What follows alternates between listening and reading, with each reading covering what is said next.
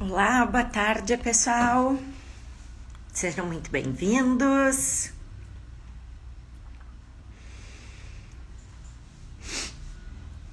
Vamos aguardar a minha convidada, a doutora Letícia. Em breve ela já vai estar ingressando para nós iniciarmos a nossa live de hoje.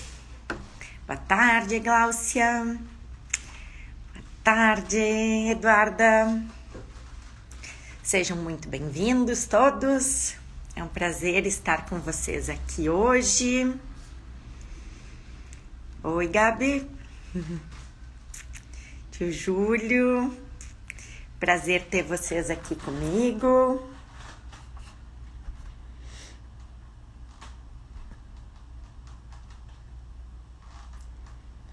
Vamos só aguardar um pouquinho, que a doutora Letícia já vai ingressar.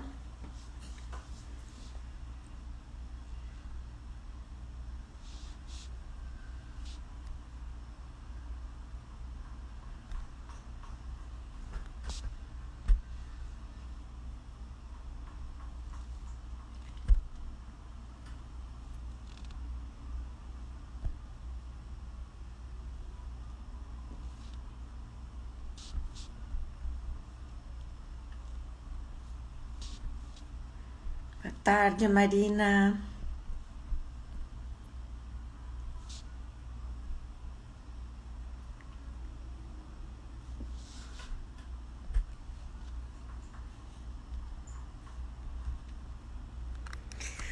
Deixar fixado aqui o nosso tema de hoje, que vai ser a família anaparental.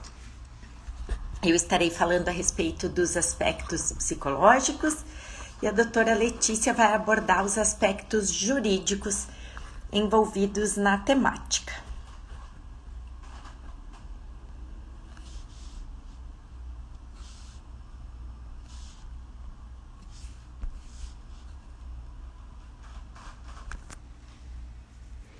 Só aguardar a doutora Letícia, ela já deve estar entrando. Só vou ver se eu consigo ver com ela se ela tá com algum problema.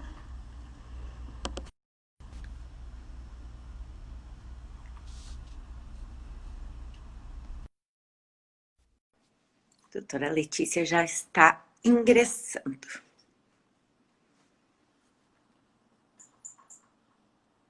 Oi, Olá, Letícia. tudo bom? Tudo bem? Já Vou temos, comentar aqui os... já temos alguns participantes aqui. Já dei as Que boas-vindas. legal. Então, Minha pessoal, colega Ana Paula. sim, Ana Paula, Patrícia, tem vários colegas aí. Então, pessoal, Que feliz. para nós darmos início, além de desejar as boas-vindas a todos, eu vou apresentar para vocês a minha convidada de hoje, que é a doutora Letícia Ucha. Ela é advogada, atua também na área de família, a mesma área em que eu atuo, como assistente técnica. E hoje nós temos o objetivo de abordar uma temática que é bem recente e bem pouco explorada, tanto pela doutrina quanto mesmo em eventos como esse. Então, nós achamos muito interessante abordar esse tema, não só para os nossos colegas que atuam na área, mas também para aquelas pessoas que vivenciam essa situação no dia a dia. Então, já para dar início, eu vou passar a palavra para a doutora Letícia, que vai iniciar, então, a abordagem do tema, explicando brevemente o conceito e, a partir daí, nós vamos conversando. Então, boa tarde a todos. Primeiramente, eu queria dizer que é um prazer estar aqui contigo, falando sobre esse tema tão importante, que muitas pessoas ainda não sabem o significado e, às vezes, têm direitos, porque a família anaparental, que é aquela família que não tem pais, nem mãe, nem pai.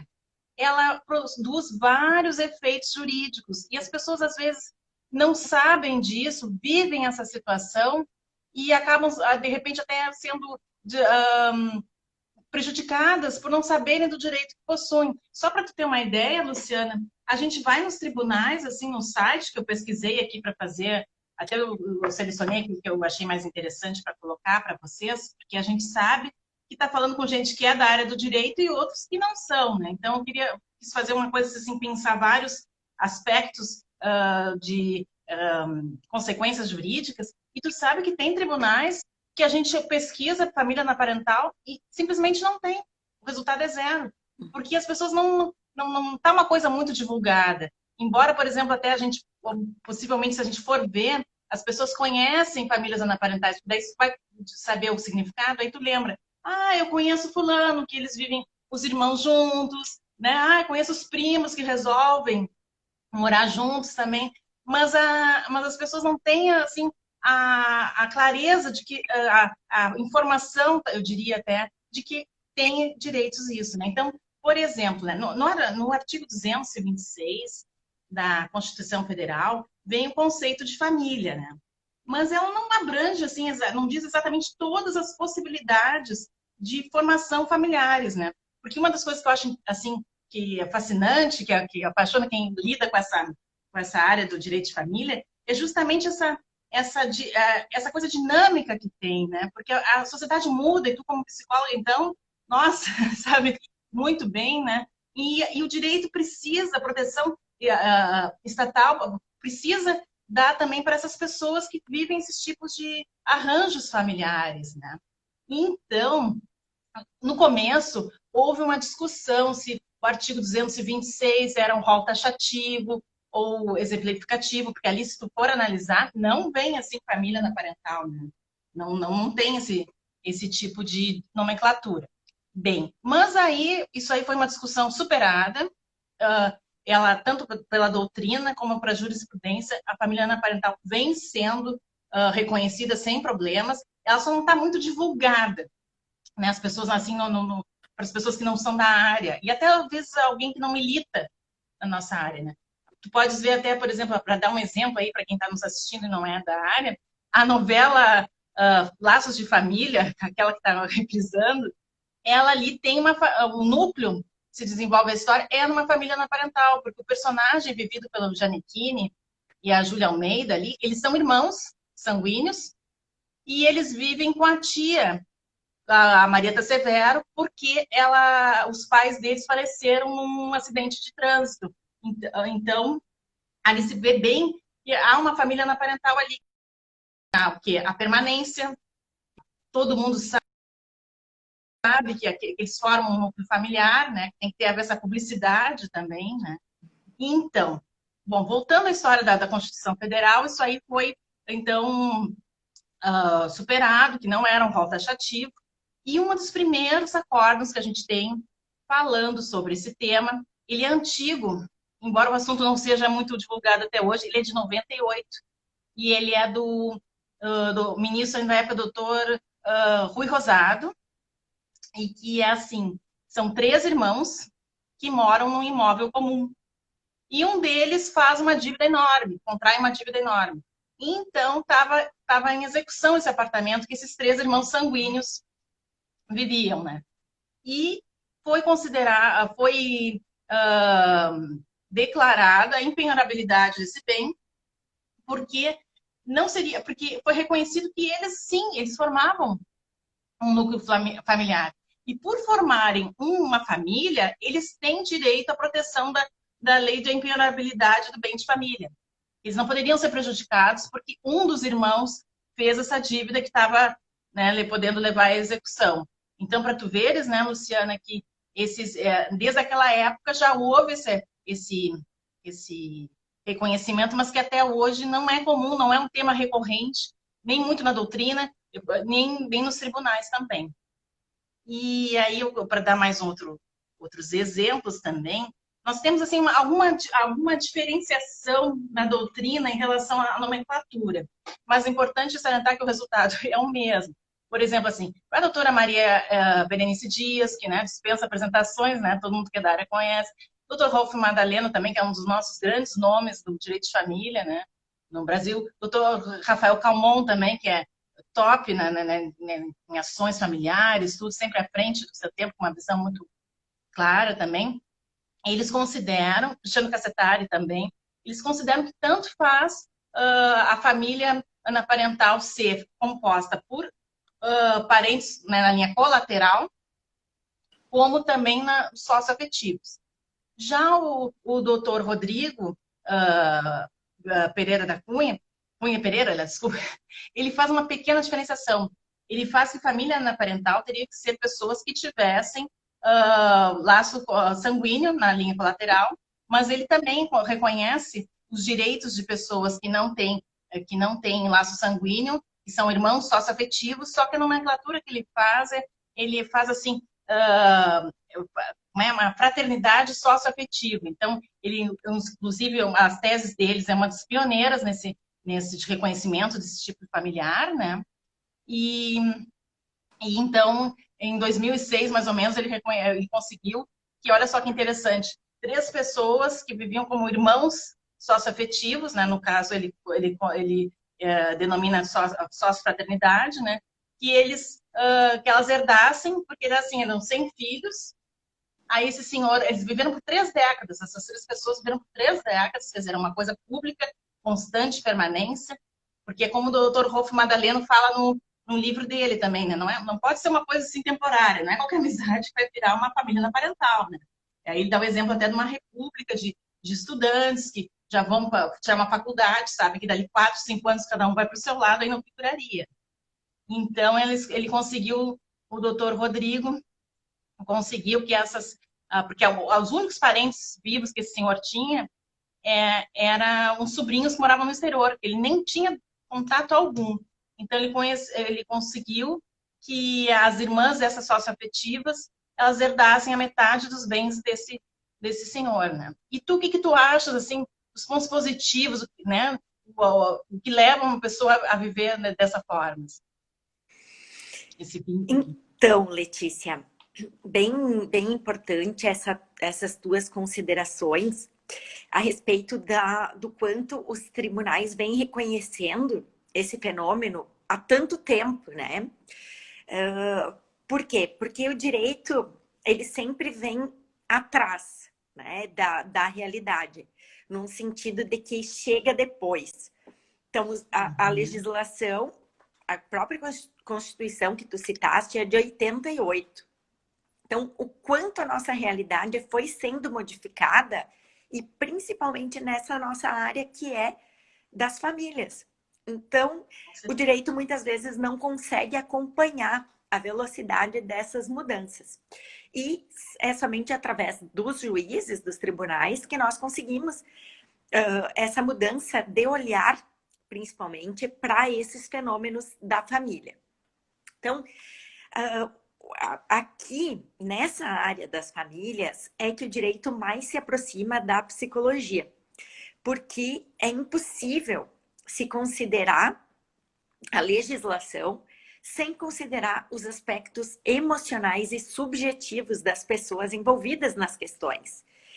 Então, a família anaparental é um exemplo típico dessa realidade que vem fazer com que a justiça se adapte, né? E venha a reconhecer esses fenômenos. Importante isso que tu colocou, do quanto essa espécie de família, ela considera pessoas que não têm vínculo sanguíneo, né? Então, ela pode assumir diversos tipos de configuração. Podem ser, então, como tu já citaste, avós com netos, irmãos e, inclusive, amigos.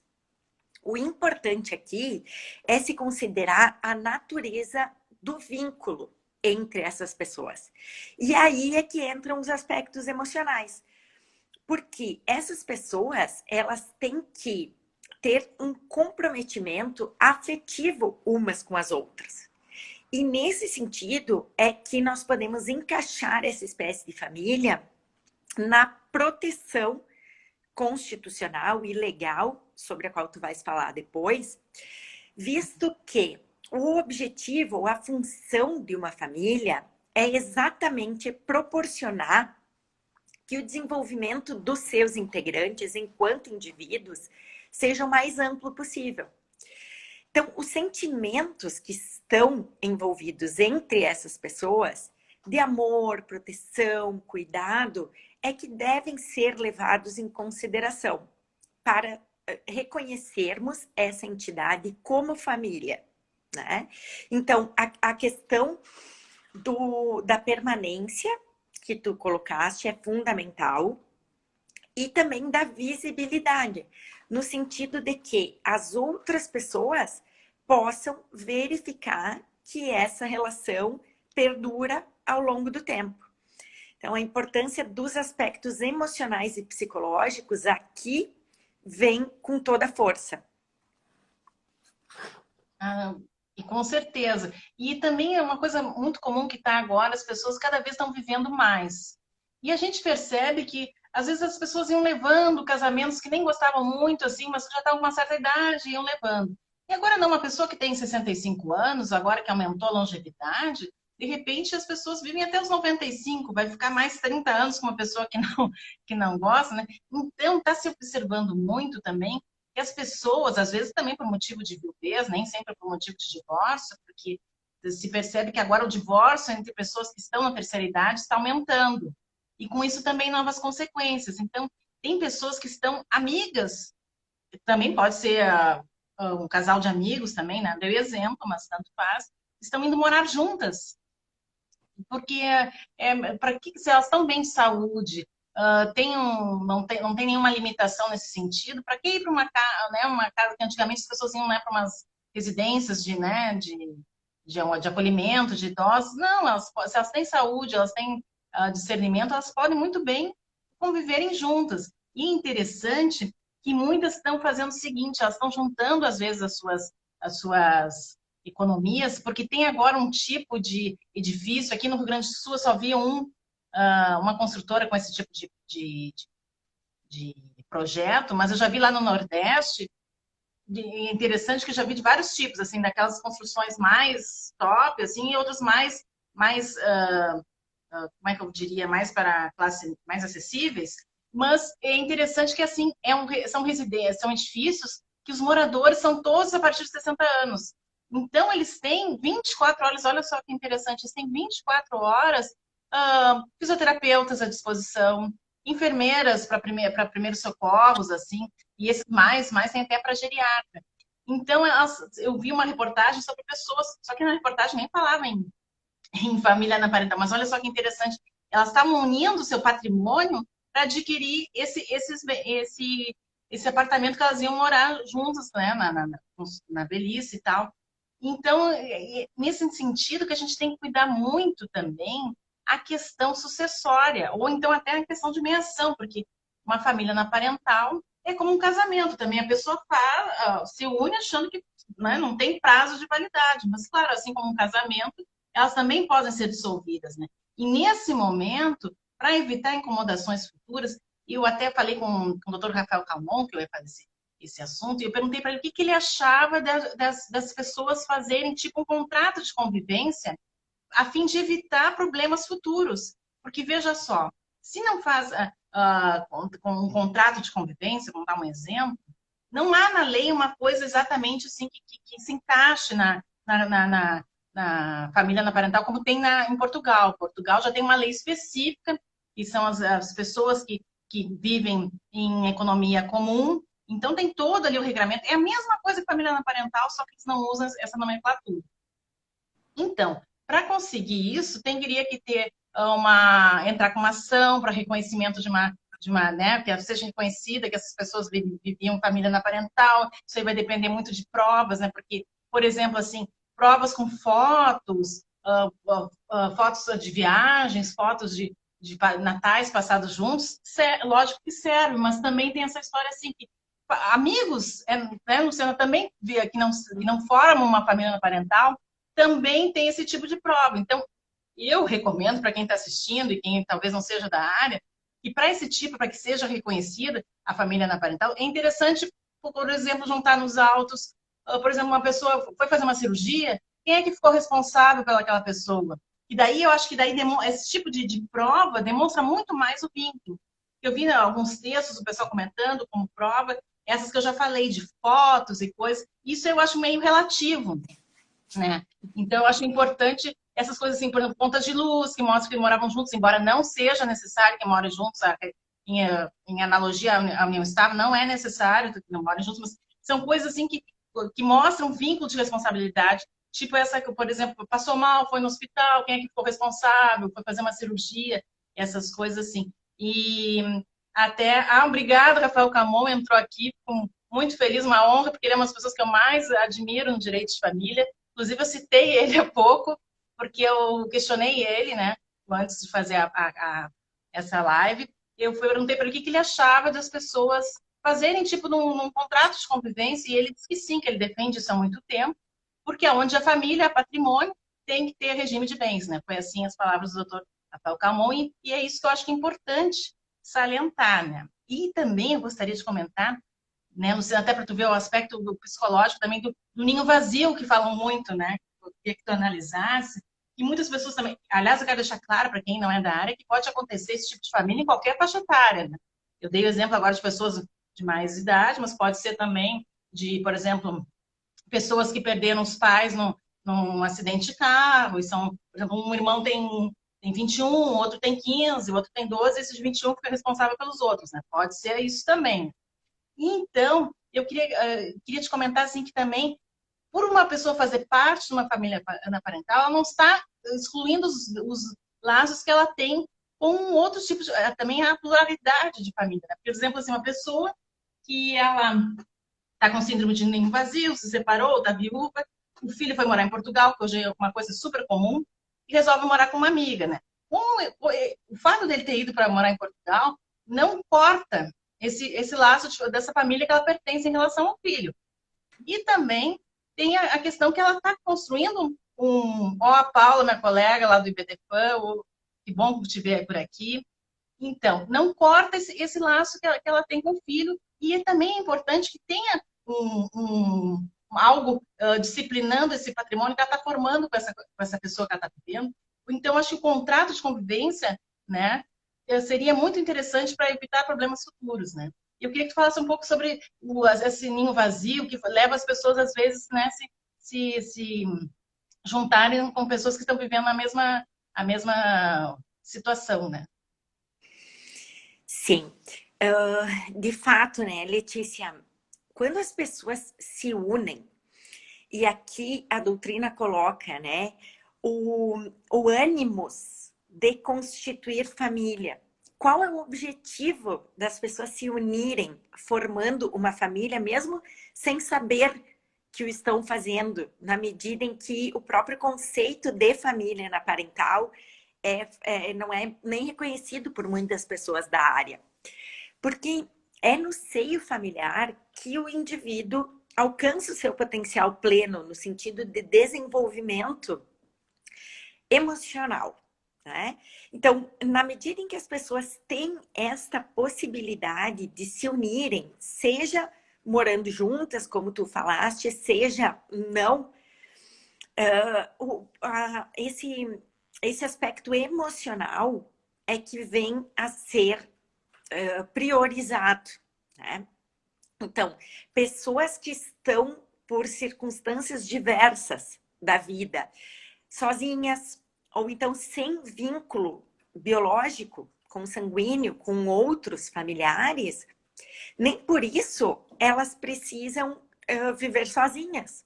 Como tu bem disseste, do ninho vazio, seja por os filhos terem ficado adultos e partido de casa, seja por um divórcio ou pela viuvez. Então, essa pessoa não está fadada a ficar isolada, sozinha, ou mesmo buscar instituições, casas, né, de repouso, como são chamadas. O ideal é realmente que elas mantenham uma convivência diária. E eu adorei o exemplo que tu deste, assim, quem que acompanhou essa pessoa numa cirurgia? nós sabemos o quanto é difícil lidar com muitas questões do dia a dia e da vida quando estamos sozinhos.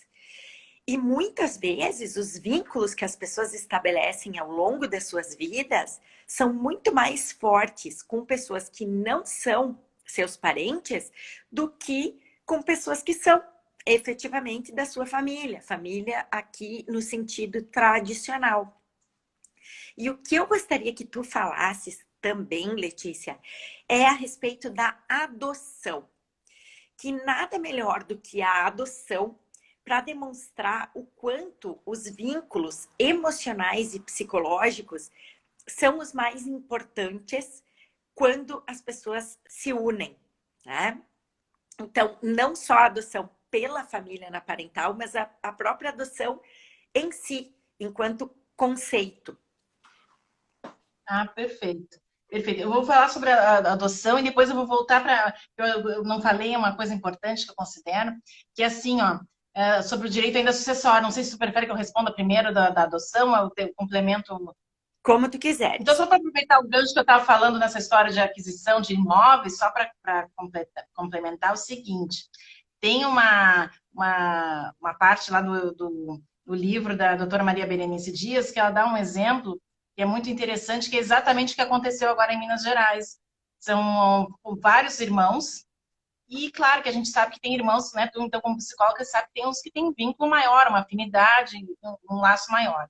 E nessa família, que eram de vários irmãos, no livro dela, esse livro dela é de 2016 que eu li, mas é interessantíssimo que é exatamente o que aconteceu agora, lá em Minas Gerais. E aí, duas irmãs acabaram vivendo juntas, sem contato com os outros irmãos, porque a gente sabe que tem irmãos que não são unidos, né? Isso é uma realidade, infelizmente. E elas, através do trabalho mútuo, construíram, como é que se diz, patrimônio, tudo. E daí não seria justo, né? Ela coloca no livro, a doutora Maria Berenice, e eu concordo plenamente, que os outros irmãos que não participaram dessa comunhão para conseguir a aquisição desses bens herdassem da mesma maneira, né? Porque a gente tem, não sei se tem pessoas, né, que não são da área aqui, que estão nos assistindo, que vão assistir depois da live da VAD também. É importante salientar que a gente tem os herdeiros necessários e os herdeiros legítimos, né? Os necessários são os filhos, cônjuge e ascendente. Então, ou seja, necessário, eu não posso dispor 100% do meu patrimônio. Já os legítimos, se eu quiser fazer um testamento dispondo 100% do meu patrimônio, eu posso. E quem são os legítimos? Colaterais da quarto grau, por exemplo, né? Um sobrinho, um primo, coisas assim. E essa senhora, só para terminar o gancho, que eu achei muito interessante isso aí da adoção, que tu falaste, que é um dos principais acordes que a gente tem nessa área, é da doutora Nancy Andrighi. E só para complementar o seguinte, que essa senhora lá no Minas Gerais agora viveu essa situação descrita no livro e ela entrou com o processo pedindo a exclusão dos outros irmãos, porque elas que tiveram essa comunhão de vida, que tu falaste muito bem, até esse acolhimento mútuo, esse afeto todo tão importante, esse lado psicológico, esse atendimento, esse amparo. E aí o juiz lá do interior de Minas Gerais nem analisou o mérito da questão, já terminou com o processo por ali. E aí foi para o Tribunal de Minas, e o Tribunal de Minas disse que não se tratava de um pedido impossível, e que sim, que pode acontecer, pode haver essa exclusão. Então, para tu ver que até hoje é uma coisa assim que as pessoas assim não. E no próprio acordo é interessante que ele reconhece a possibilidade das pessoas terem o direito da pessoa, não, dessa irmã herdar sozinha da outra irmã, porque elas formaram realmente uma família a vida toda, né? E não chega a ter o termo família na parental, no acórdão. Ele descreve tudo, interessante isso, mas que não tem, né? Por isso que eu acho importante também que para quem vive nesse tipo de situação, não quer injustiça, por exemplo, porque eu acho que seria uma injustiça uma pessoa, por exemplo, que contribuiu, deu todo o apoio, como tu falaste, psicológico, tudo, de repente herdar como um irmão que nem tem contato, então como um primo que as pessoas às vezes nem mal se conhecem, né? Então, acho interessante que quem não tem herdeiros necessários, não tem filhos, não tem cônjuge, bom, nem pode ter mesmo, que não seria família anaparental, e não tem filhos nem cônjuge ascendente, que são os herdeiros necessários, que façam, então, um testamento, que possam dispor do, do, do, do seu patrimônio como bem de conver. Porque no Brasil a gente não tem essa cultura do testamento ainda. Então, muitas pessoas nem têm essa noção de que podem, se não tiverem herdeiros necessários, que podem dispor 100% do seu patrimônio, né? Só se não tiver herdeiro necessário, né? Mas então é importante a gente colocar essa situação. Bom, e essa questão da adoção que tu colocaste, assim, nós temos uma decisão, assim, que é uma das principais decisões em termos de família na parental, que é da relatora da Nancy Andrighi, e é assim, é um casal de irmãos que adotaram não, justamente estão pleiteando a adoção póstuma, porque eles criaram uma pessoa que tinha umas certas deficiências, tudo, deram todo o amparo com eles, ele aprendeu o que é afeto, dentro das suas possibilidades, que era uma pessoa, era um maior interdito, então ele tinha suas limitações. Aí desses irmãos vem a falecer e a União recorre dizendo que esse, que foi tratado como filho por esse casal de irmãos, não poderia receber a pensão, porque não poderiam adotar pessoas que não são um casal.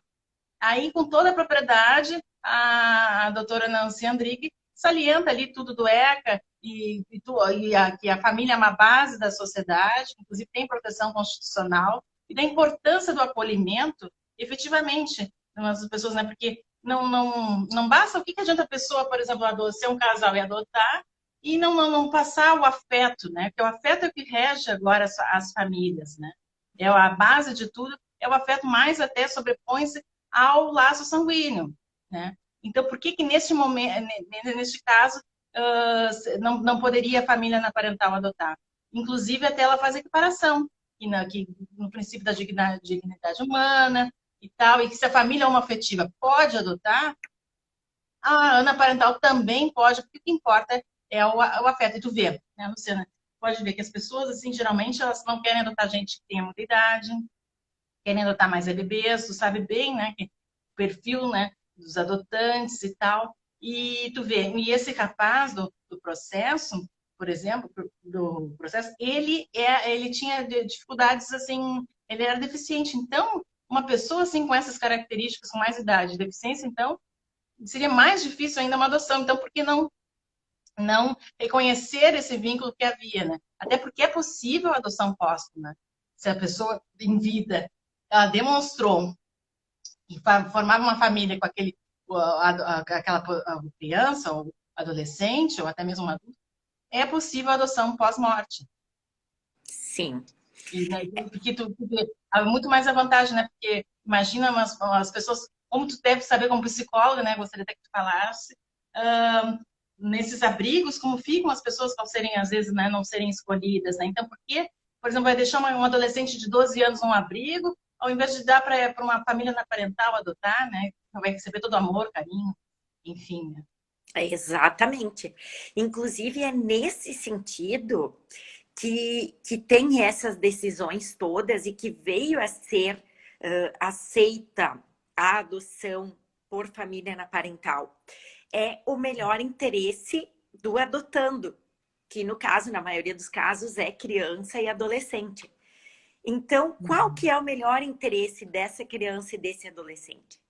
É exatamente estar acolhido por pessoas que tenham, de fato, o interesse em cuidar delas como se filhos fossem, né? Porque dentro do conceito de família na parental está a questão de que os papéis dentro dessa família, eles não são papéis formais, mas sim são papéis psicológicos. Então, não importa se aquele é um pai, se aquela é uma mãe ou quem que é. O que importa são as funções que cada um desses membros exercem dentro desse grupo, né? Que é uma família, mas enfim, é um grupo.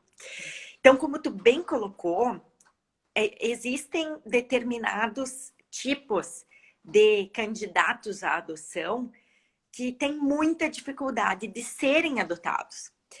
Então, tu colocaste a questão dos adolescentes.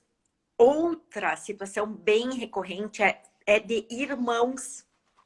É muito difícil que os casais tradicionais, digamos assim, tenham interesse em adotar irmãos.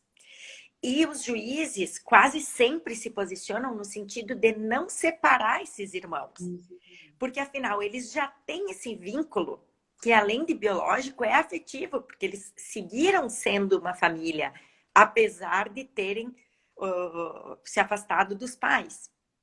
Né? Então, o que tem que prevalecer nesses casos é exatamente o princípio do melhor interesse da criança e do adolescente.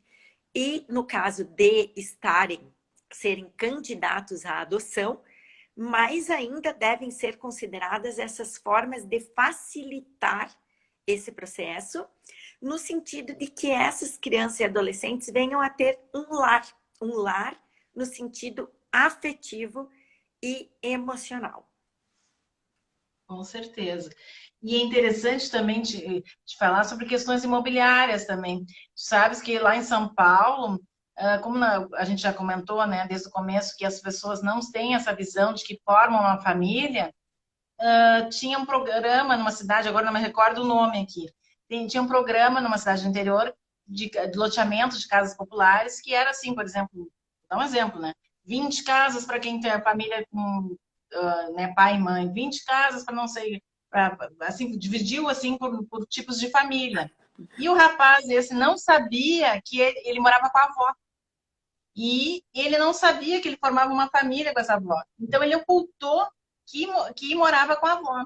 Aí o município lá dessa cidade de São Paulo entrou querendo tirá-lo da, do direito a participar desse loteamento aí, porque inclusive tu vê como é importante, podem até um financiamento, juntarem suas rendas e comprarem uma coisa específica para esse tipo de família, e as pessoas não estão muito sabendo disso. Aí o Tribunal de São Paulo disse que não, que ele sim, que ele era, não tinha, não morava com a esposa, nem morava não, com os pais, mas ele morava com a sua avó, e que sim, eles formavam uma família. E ali, daí, eles juntaram ali no acórdão, ali os tipos de família que eram contemplados por esse programa. E lá pela letra F, eu acho, tinha família na parental. Então, ele conseguiu se manter no programa, mesmo tendo ocultado essa história da avó. Porque tinha também aquela questão de família, que pessoas que moram sozinhas também tinha para essas pessoas. Foi nesse tipo de classificação que ele tinha se enquadrado, né? Mas não, aí ele acabou conseguindo participar desse programa, porque era já previsto, inclusive, na lei do município. Né? Sim. E uma coisa muito interessante que eu queria falar também, que aos poucos vai se reconhecendo em vários âmbitos, vários efeitos jurídicos, né? Porque tem também lá em Minas Gerais, tem um acórdão que é sobre auxílio funeral. Era assim, um casal morava com a irmã, que era a irmã dela mesmo de sangue, e ele, né, é o cunhado. Aí essa moça, infelizmente, veio a falecer e eles conseguiram um auxílio funeral, porque ela era servidora do município, e o município lá dessa cidade previa que teria direito ao auxílio funeral para as pessoas que vivessem, os familiares, né? E aí, no processo, foi comprovado que eles formavam uma família, porque eles moravam juntos, era público e notório, era uma coisa de muitos anos já. Então, eles tiveram direito como é que eu vou te dizer, ao auxílio funeral baseado, né, por formarem uma família na parental, né? E isso no que ela era servidora pública, né? Então, agora, para o pessoal do regime geral, no INSS, eles ainda consideram o rol é taxativo, né? E é importante agora a gente ver, eu acho que depois vai ser mais provocado nos tribunais e vai se ter resolução sobre isso, porque a questão que tu pode notar também que tem muita gente que mora avós e netos, né? Então, geralmente, os avós morrem primeiros. Do jeito que ficou agora com a emenda, não teria, não teria direito à pensão essa neta que mora com a avó, né? Então, acho que a princípio é uma coisa inconstitucional, porque ela, né, o que é importante analisar cada núcleo, né, que realmente ela via assim, ela dava toda assistência para desculpa, a neta, e não seria justo que ela ficasse desamparada, essa criança, por exemplo, né? Então, acho que usando aí tudo, vai ter que vir toda uma tese, né? Eu procurei, não vi nada ainda nos tribunais, né? Na questão da Previdência, eu achei auxílio funeral nesse estatuto das servidoras do município, que daí eles têm estatuto. No INSS não achei nada ainda, porque o rol é taxativo, né? Mas se a gente for equiparar os direitos de uma família parental com uma família homoafetiva, por exemplo, aí já seria possível, sim, pela analogia, pleitear, né? Não achei ainda nenhuma decisão nesse sentido, mas os tribunais estão aí para os advogados levarem as suas teses e se manifestarem, né?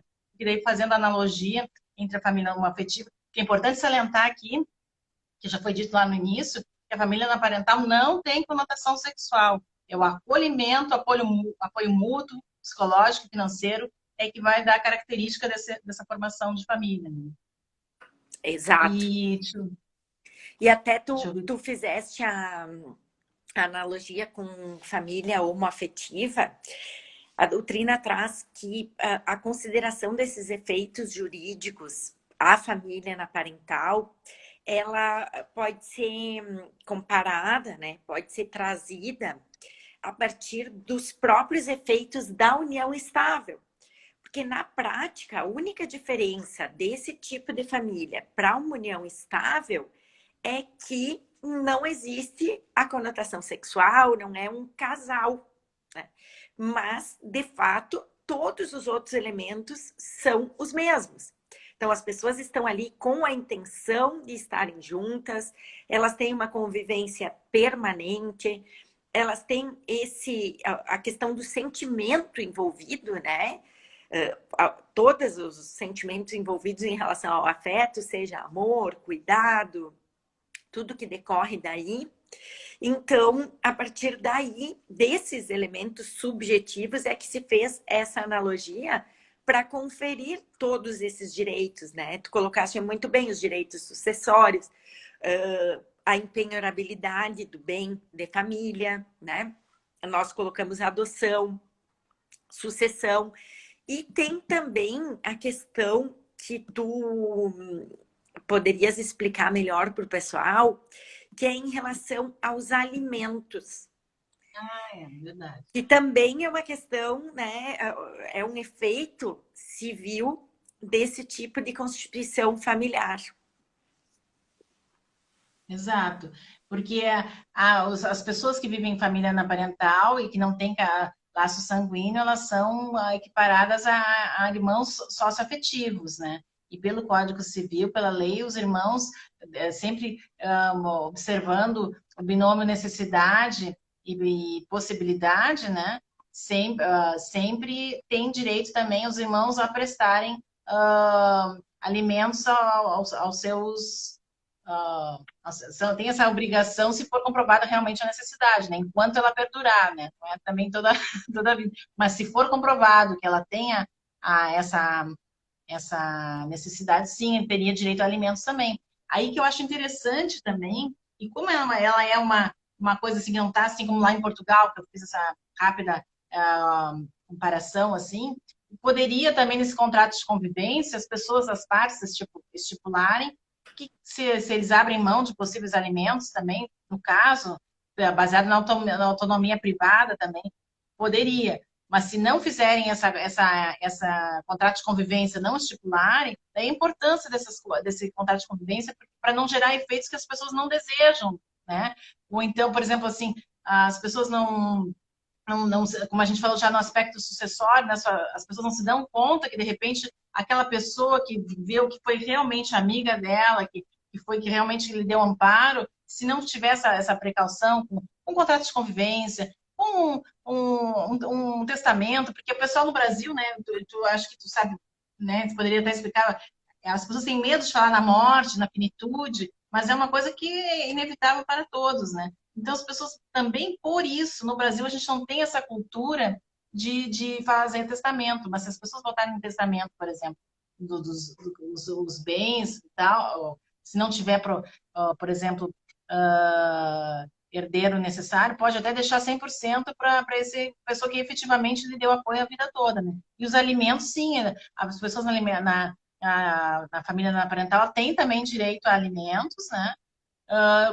Equiparado com o irmão sanguíneo, tem também esse dever de prestar alimentos ao seu irmão. Então, tem sim, teria essa possibilidade também. É. Gera esse. É, Também tem é essa possibilidade da interessante. pessoa acordarem de abrir mão disso também, isso aí. Um Sim, contrato de convivência, por exemplo, né? é exato. Também essa. O mais interessante que eu acho dessa temática toda é o quanto muitas pessoas que vivem nessa situação não têm a menor noção de que podem ter todos esses direitos reconhecidos, né? Podem ser reconhecidos enquanto entidade familiar, antes mesmo das consequências jurídicas desse reconhecimento. Então, se mesmo as pessoas que já são da área, né, do direito de família, desconhecem o assunto, mais ainda quem vivencia essa situação. Quantos e quantos casos nós conhecemos da nossa realidade de irmãos, por exemplo, que vivem sozinhos, os dois juntos, mas sem pais, e não fazem a menor ideia de todos esses Exato. direitos que decorrem deles constituírem uma espécie de família, né? Nós não acabamos não falando no início, mas eu gostaria de deixar assim bem registrado para o pessoal que quem tem dúvidas, quem tem comentários, questionamentos, vá colocando aí para nós podermos também ir abordando aspectos que talvez a gente não tenha conseguido abordar até então, né? Claro. Uhum. É verdade, a participação sempre é importante, né? E deixa eu ver o que mais que eu tenho aqui para trazer, porque eu separei algumas coisas assim, porque na verdade assim a gente procura a jurisprudência nesses casos, e não tem muito assim, sabe? Não tem não tem uns tribunais que nem tem. Então, por isso que é a importância de eventos como o que a gente está fazendo para levar esse conhecimento para as pessoas, para que elas possam saber do que realmente elas têm direito, que pode ser explorado, porque eu acho que esse tipo de família, a tendência é que aumente cada vez mais, principalmente a população de mais idade, porque o acolhimento, as pessoas estão procurando muita qualidade de vida também, então às vezes as pessoas se vivessem sozinhas, de repente poderiam desenvolver quadros de depressão, alguma coisa assim, né? Que tu deves ter pacientes que passam por isso. E, no entanto, se elas têm aquela outra pessoa para dividir, como se fosse um irmão, isso, né, evita problemas psicológicos até, né? Porque a depressão, algumas fobias, né? Podes até comentar melhor, né? De coisas que Sem possa dúvida, a solidão trazer. E esse tipo de família supre isso, né? qualquer família, independentemente da estrutura ou do formato, melhor dizendo, proporciona essa estruturação psíquica dos membros, né? E eu estava pensando também, enquanto estava me aprofundando mais na temática, do quanto é importante a presença de um psicólogo nesses processos, no sentido de auxiliar o juízo a identificar se de fato existe, né, esse ânimo, como eu falei antes, de constituir família. Porque também, como em qualquer situação, podem existir pessoas que ajam de má fé, no sentido de querer, Com certeza. né, obter direitos a partir de uma situação na qual eles não se configuram. Então, ninguém melhor do que um psicólogo que atue na área jurídica, lógico, como perito nesse caso, para identificar se há, de fato, esse vínculo de afeto que caracteriza a família parental. Então, seja perito, caso se deseje provar isso em juízo, ou mesmo o próprio advogado procurar um profissional psicólogo para já anexar ao processo pareceres nesse sentido, né? ou laudos de avaliação, inclusive o próprio estudo social, que é muito realizado em questões de guarda, né, na área de família, ele pode ser fundamental no reconhecimento dessa família na realidade de fato, né? Ah, com certeza. O direito de família é muito, ele se encontra muitas vezes com a psicologia, né? E em um laudo, como tu falaste, é realmente essencial, porque pode também ter aproveitadores, pessoa que tem um pouquinho de amizade já querer inventar que é super amigo para ter, de repente, ser beneficiado com algum bem, de repente, de um amigo mais, como é que eu vou dizer, mais abonado, né? Então, realmente, Uhum. esse é trabalho de vocês, assim, do psicólogo, é de uma ferramenta excelente para que o juiz tenha realmente noção do que era aquele relacionamento mesmo, se era efetivamente uma família, né? Não uma simples amizade, né? Que isso aí faz toda a Exato, diferença. exato, porque na verdade fica muito difícil para um juiz avaliar essas questões que são questões psicológicas, né? São questões subjetivas. Como Com é que eu vou certeza. verificar através de um olhar jurídico esses elementos subjetivos, a sua presença ou não? Então não é um conhecimento que o juiz deva ter. É por isso que nesses Ah, casos ele não só pode, como deve se assessorar de profissionais técnicos da área para poder reconhecer esses fenômenos, né? faz toda a diferença para que não tenha nenhuma injustiça, né? É muito importante isso mesmo. E deixa eu ver o que mais que eu vi aqui também. Que, deixa eu ver. Porque são alguns pontos aqui que eu vi. Tem também gente que chama esse tipo de família, é um tipo de família demonista, né? Onde o que prevalece é o sentimento, né? Seria uma espécie, né? E com certeza agora as famílias elas têm mesmo mais o que prevalece mesmo é o vínculo é sempre um afeto mesmo. Então tem um caso de uma moça que ela tinha uma amizade muito grande, aqui também é de Minas Gerais, o Acorda, e ela deu para uns amigos o filho, que tinha algumas deficiências até, deu para eles criarem, e a criança estava totalmente adaptada na casa deles e tal, e recebia todo amor e carinho. É importante aquilo que tu salientaste, que as pessoas nesses abrigos geralmente não querem crianças doentes, ou irmãos, ou então que tenham mais idade, então, essa criança já estava totalmente adaptada na casa deles, né? E aí, o que aconteceu? A mãe, essa, resolveu que gostaria de ter de novo a guarda, mas era uma pessoa completamente, assim, como é que eu vou te dizer? Ela tinha problemas com drogas e tal. E aí, o Ministério Público, por sua vez, queria que essa criança fosse para um abrigo. Olha só. Mas a gente tem que pensar sempre no melhor, no melhor interesse da criança, né? Porque tu vê, aí aqui o Ministério Público ele alegou assim, ó, que seria o caso que estaria havendo uma fraude na lista da adoção. Sim. Mas, nesse caso, ela já estava totalmente adaptada, porque essa criança, desde o início da vida, ela sempre teve contato com esses padrinhos, porque os pais já tinha muito um contato muito grande, um afeto muito grande, sempre tiveram amigos, até que um ponto ela foi lá para o caminho das drogas e acabou deixando a criança em definitivo com eles.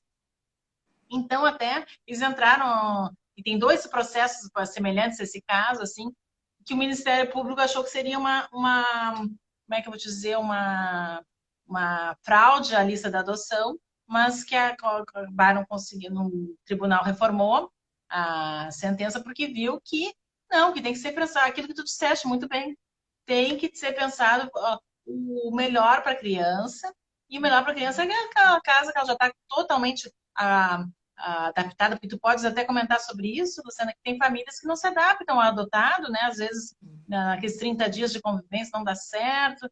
Agora a gente teve um caso em São Paulo até de um casal que tinha adotado e devolveu a criança, né?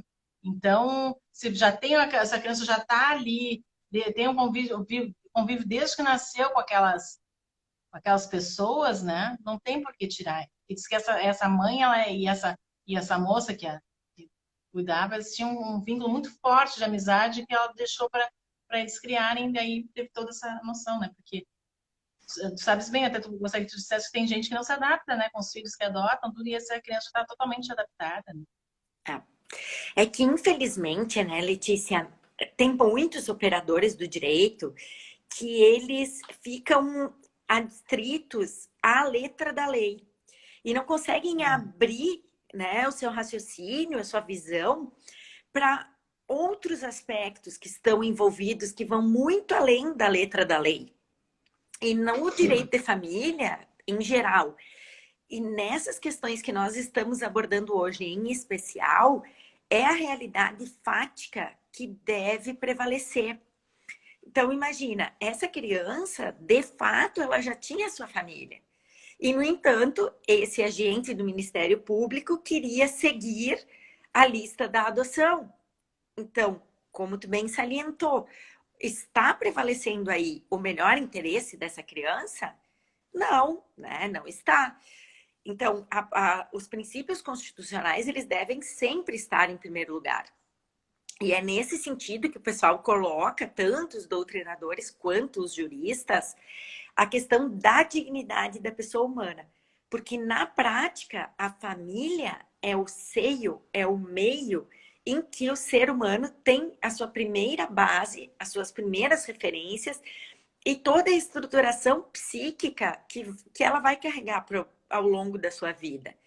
Então, essas experiências que só a família pode proporcionar, elas são decisivas em todo o desenvolvimento dessa pessoa, enquanto ser humano, emocionalmente, como tu bem colocou, a prevenção aí de doenças mentais, de transtornos psíquicos, na medida em que nós estamos contando com pessoas que de fato estão conosco porque querem, né?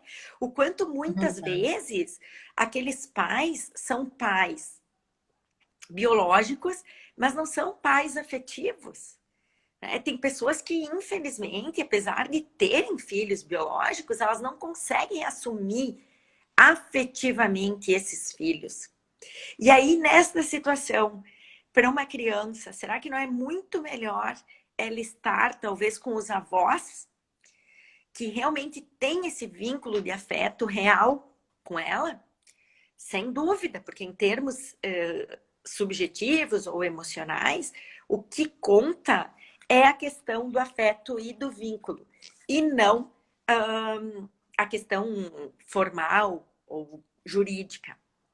Letícia, nós estamos indo aqui para o final, apareceu aqui para mim que nós temos 2 minutinhos aí, então eu gostaria de passar a palavra para tu fazer tuas últimas considerações. Bom, eu queria agradecer a presença de todos, queria agradecer a ti, Luciana, por ter aceito o meu convite para tratar desse assunto que é tão importante. E queria dizer o seguinte, que já que não há uma lei específica no Brasil sobre família naparental, eu assim, indico que as pessoas que desejam fazer constituir esse tipo de família, façam contratos de convivência. Se não desejam, se não têm, por exemplo, herdeiros necessários, não têm filhos, não têm ascendentes, então faça. E não quer que, por exemplo, um parente distante herde, que você nem tem contato nenhum, e sim, você quer que herde aquela pessoa que te deu apoio, que te viveu contigo no momento de doença, no momento de alegrias e de dores. Então, faça um testamento que, se você só tem herdeiro necessário, você pode, o necessário, aí você não pode dispor totalmente do patrimônio. Mas se você não tiver ascendente nem cônjuge, nem descendente, você pode sim dispor 100% do seu patrimônio e pode deixar para essa pessoa que conviveu com você, não precisa deixar para os colaterais, por exemplo, tipo primos ou irmãos que você